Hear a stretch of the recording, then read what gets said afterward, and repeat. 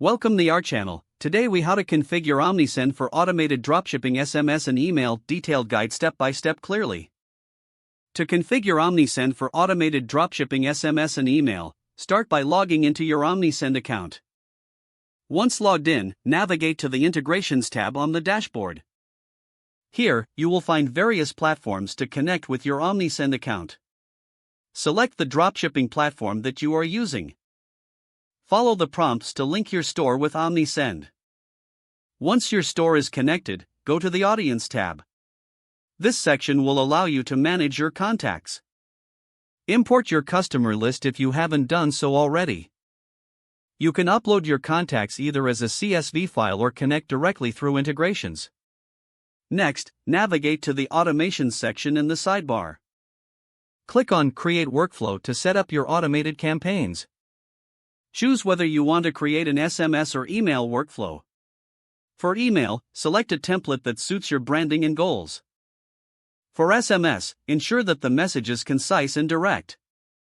Customize your workflow by setting specific triggers, such as cart abandonment or purchase confirmations. Add conditions if needed to tailor the messages to different segments of your audience. Next, schedule your messages for optimal delivery times. Review each step of the workflow for accuracy and relevance. After setting up the workflow, test it to ensure that everything works smoothly. Send test messages to verify both SMS and email delivery. Once confident in the setup, activate your automation. Monitor the performance through the Analytics section regularly. Adjust your strategies based on the engagement metrics you observe. This way, you can continually optimize your SMS and email marketing campaigns. If the page does not load, refresh the browser or try again in a private or incognito window. Make sure you are using the correct email address, then retype it carefully to avoid small typos.